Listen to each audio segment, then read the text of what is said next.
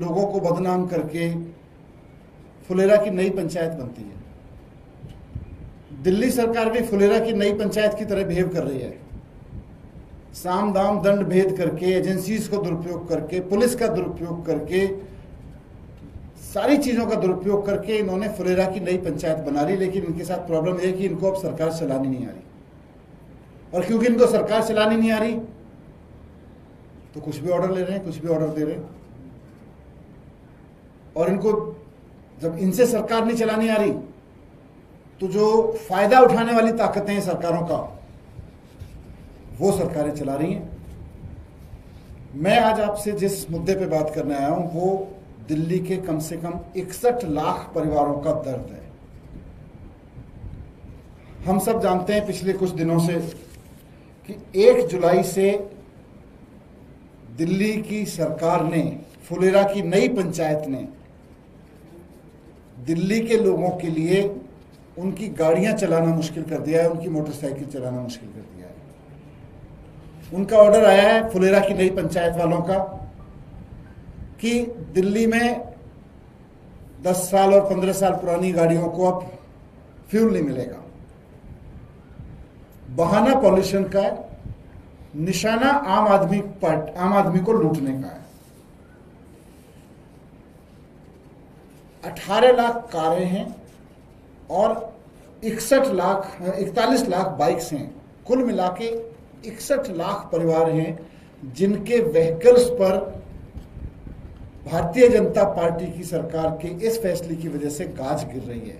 और ये उनके व्हीकल्स पे नहीं गिर रही, उन परिवारों पे गिर रही है। वो आज खून के आंसू रो रहे हैं। क्यों? क्योंकि उनकी गाड़ी तो ठीक है, उन्होंने मेंटेन करके रखी हुई है, उनकी गाड़ी फिट है। 50,000 किलोमीटर तो छोड़ो, 20-20 हजार किलोमीटर तक नहीं चली हैं बहुत सारी गाड़ियां।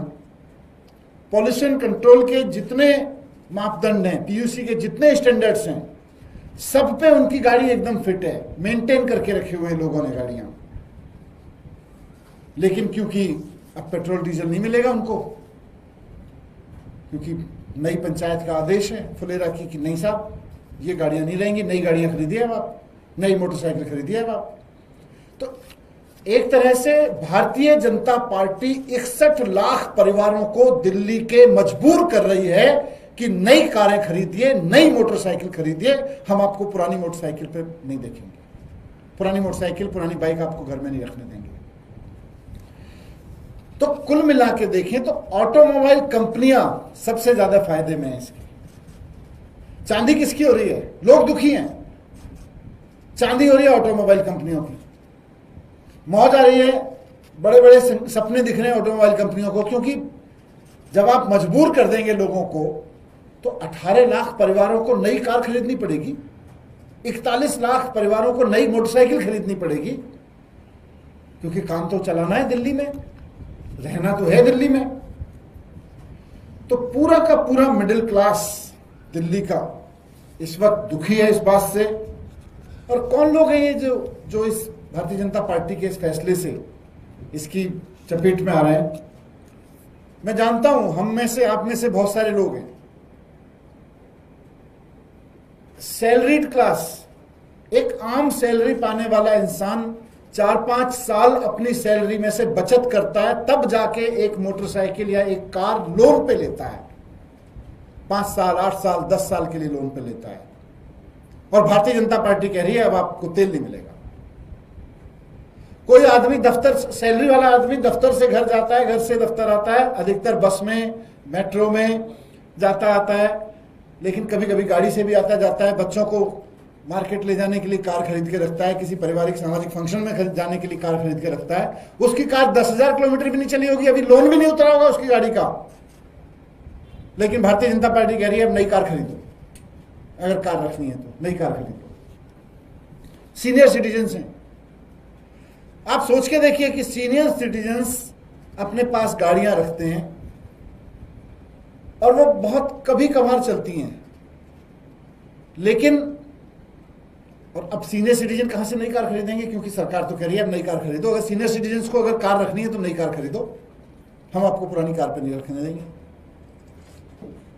तो सैलरीड क्लास जो बड़ी मुश्किल से बचत करा करा के अपने लोन लेता है और फिर किस्तें चुकाता है, उसको भारतीय जनता पार्टी कह रही है नई कार खरीदनी पड़ेगी आपको। सीनियर सिटीजन इस उम्र में रिटायरमेंट के बाद कहां से नई कार खरीदेंगे? मैं कल मंडावली गांव में एक फंक्शन में था, सोशल फंक्शन था कोई, वहां पे बुजुर्गों के बीच यही चर्चा चल रही थी कि भाई हम तो दिन में, हफ्ते में 2-4 दिन गाड़ी बाहर निकालते हैं 15 किलोमीटर 10 किलोमीटर चलाने के लिए, हमारी कार तो अभी 10,000 किलोमीटर नहीं चली है, फिट गाड़ी है, कैसे बदल दें यार, कैसे नई कार ले ले, कहां से ले आऊं? मैं सीनियर सिटीजन हूं। वो बुजुर्ग आदमी मुझसे पूछ रहे थे, रिटायर हो गया, अब मैं किससे पैसे मांगू, मुझे लोन भी नहीं मिलेगा, मैं नई कार कहां से लाऊं? तो ये, और बहुत सारे वर्ग ऐसा है जो सेकंड हैंड गाड़ी खरीदता है। सैलरीड क्लास में छोटी दुकान वाला आदमी है, छोटी कमाई है उसकी, वो सोचता है थोड़े से पैसे बचा लेते हैं, थोड़ा सा कहीं कहीं से पैसे बचा लेते हैं, 5-6 साल पुरानी एक सेकंड हैंड कार खरीद लेंगे। किसी ने पैसे बचा बचा के 6 साल पुरानी, एक 4-5 साल पुरानी कार खरीदी। अब भारतीय जनता पार्टी की सरकार कह रही है भाई 5 साल पहले आपने कार खरीदी थी, अब बेच दो, दूसरी खरीदो, नहीं खरीदो, अब नहीं खरीद चलने देंगे इसको, अब दिल्ली में नहीं चलेगी। तो जो मिडिल क्लास, और देखिए सबसे बड़ी चीज क्या है, कार और बाइक ये कोई ऐसी चीज नहीं है कि किसी रेस्टोरेंट में जाके आप खाना खा रहे हो, आज इसमें खा लिया कल को किसी और में खा लिया। शर्ट नहीं है, कपड़े नहीं है कि चलो ठीक है 6 महीने पहन के बदल लिए। कार आज भी हिंदुस्तान के आम आदमी के परिवार में जीवन का एक सपना है कि जीवन में एक कार खरीदनी है।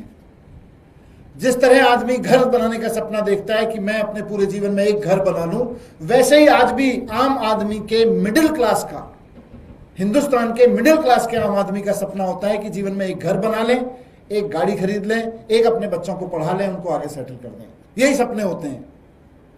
पूरी जिंदगी में एक कार खरीदने का सपना देखता है आदमी, और भारतीय जनता पार्टी कह रही है अब एक कार से नहीं चलेगा, आपको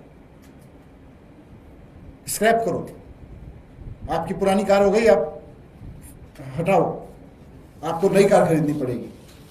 तो मैं सोच रहा था, कई दिन से देख रहा था, सोशल मीडिया पे भी बहुत सारे रिएक्शंस आ रहे हैं, अखबारों में भी छप रहा है कि इससे फायदा किसको हो रहा है। सारा कंक्लूजन निकाल के देख लीजिए। सबसे पहले फायदा होता है ऑटोमोबाइल्स कंपनियों को। नंबर 1, 61 लाख गाड़ियां नई खरीदने के लिए बाध्य कर रही है भारतीय जनता पार्टी दिल्ली के लोगों को, ऑटोमोबाइल कंपनियों को फायदा पहुंचाने के लिए। नंबर 1। नंबर 2, अब ये पुरानी गाड़ियां हैं 61 लाख, तो इनको ठिकाने के लगाने के लिए स्क्रैप इंडस्ट्री आएगी, तो जो स्क्रैप इंडस्ट्री है उसको फायदा हो रहा है। हाई सिक्योरिटी नंबर प्लेट वाली कंपनियों को फायदा हो रहा है। और नंबर 4, ओला उबेर, उनकी मौज है। और देखिए ये कोइंसिडेंस नहीं है, आप खुद जोड़ के देख सकते हैं कि 1 जुलाई से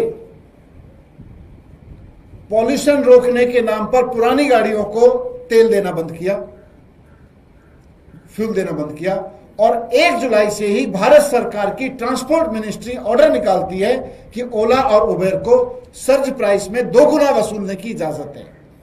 मतलब पीक आवर्स में पहले 1.5 गुना की लिमिट थी। मतलब यह है कि जिन लोगों की गाड़ियां रुकेंगी उनको ओला उबेर और ज्यादा लूट ले, पीक आवर्स में 2 गुना तक नॉर्मल प्राइस से ले सकती है। तो ओला उबेर जैसी कंपनियों की, एग्रीगेटर कंपनियों की ऐश है, स्क्रैप कंपनियों की ऐश है, नंबर प्लेट वालों की ऐश है, और सबसे ज्यादा ऑटोमोबाइल सेक्टर पे नई गाड़ियां बिकेंगी, नई गाड़ियों की ऐश है। भारतीय जनता पार्टी इस ऐश से कहीं ना कहीं कुछ फायदा उठाएगी, और रोएगा कौन, दुखी कौन होगा? दिल्ली का आम आदमी। तो मैं दिल्ली की इस सरकार से, जो 5 महीने पुरानी है, रिक्वेस्ट करता हूं दिल्ली के लोगों की तरफ से कि आपकी सरकार बनाई है लोगों ने, आप उन्हें इस तरह से खून के आंसू मत रुलाइए। कभी प्राइवेट स्कूलों के साथ में गले में बाहें डाल के आप उनकी फीस बढ़वा देते हैं, कभी आप उनके ऑटोमोबाइल कंपनियों के गले में बाहें डाल के आप उनको नई कार खरीदने के लिए तुगलकी फरमान जारी करते हैं। इस ऑर्डर को वापस लिया जाए। मैं दिल्ली की जनता की तरफ से भारतीय जनता पार्टी से मांग करता हूं कि ये जो तेल ना देने वाला ऑर्डर है इसको वापस लिया जाए। बहुत सारे लोगों की गाड़ियां फिट हैं, और बहुत सारे लोगों की गाड़ियां अभी 2-2, 4-4 साल में भी ज्यादा पॉल्यूशन फैलाने वाली बन गई हैं। पॉल्यूशन रोकने के लिए जो पॉल्यूशन रोकने वाले तरीके हैं वो अपनाइए।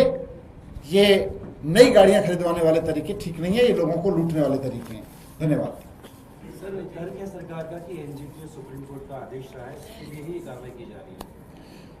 मतलब ये जब मैं सुनता हूं ये तर्क भी, मैं बीजेपी के एक मिनिस्टर से सुन रहा था, मुझे हंसी आती है कि ये भारतीय जनता पार्टी वाले हैं, ये किसी कोर्ट के आदेश को मानते हैं कभी? कोर्ट कहीं आदेश देता है तो ये रातों रात ऑर्डिनेंस ले आते हैं। हमने दिल्ली में ही देखा है, देश के सुप्रीम कोर्ट की कॉन्स्टिट्यूशन बेंच के आदेश पर केवल और केवल अरविंद केजरीवाल के अधिकार रोकने के लिए जो भारतीय जनता पार्टी रातों रात ऑर्डिनेंस ला सकती है सुप्रीम कोर्ट की सुप्रीम बेंच के ऑर्डर के खिलाफ, वो दिल्ली के 61 लाख परिवारों की राहत के लिए कुछ नहीं कर सकती है। शर्म आती है ऐसी सरकार पे जो कोर्ट का बहाना लेके दिल्ली के लोगों को लूट रही है। सर, रामवीर बिदोड़ी जो सांसद हैं वो तो साफ तौर पर कह रहे हैं कि ये ईंधन न देने का फैसला भी आप लोगों का है, एआई लेस कैमरे जो है वो पेट्रोल पंप पे लगवाने का फैसला भी आपको है, उन्होंने योजना को अंतिम रूप दिया। झूठ क्यों बोल रहे हैं? फैसला लागू किसने किया? वापस कर दो अगर हमने लिया था तो। पहली बात तो झूठ बोल रहे हैं, भारतीय झूठा पार्टी इसी के लिए तो इनका नाम है, कुछ भी झूठ बोल देंगे तो चल जाएगा। दिल्ली में डबल मर्डर हुआ है, लाजपत नगर में एक महिला और उसकी बेटी की हत्या हुई है। इनको भारतीय जनता पार्टी वालों को लॉ एंड ऑर्डर ठीक करना था, पुलिस ठीक करनी थी, पॉल्यूशन ठीक करना था, उसके लिए धूल इतनी उड़ती है दिल्ली में, उसको रोकना था। उसकी जगह लोगों को गाड़ियां पे लेके बैठ गए कि नई गाड़ियां खरीदो, नई गाड़ियां खरीदो, नई गाड़ियां खरीदो। ऑटोमोबाइल कंपनियों के हाथों लोगों को लुटवाने बैठ गए, अपराधियों के हाथों लोगों को मरवाने के लिए बैठे हुए हैं। मनीष जी, मनजिंदर सिंह सिरसा कैबिनेट मंत्री हैं, उन्होंने मुख्य चुनाव आयोग को पत्र लिखा है और कहा है कि आम आदमी पार्टी बांग्लादेशी और रोहिंग्या का समर्थन करती है, उनका सपोर्ट करती है। सिरसा साहब को कहें कि वो मंत्री बन गए कि दिल्ली की जनता के लिए कुछ काम कर लें। Thank you.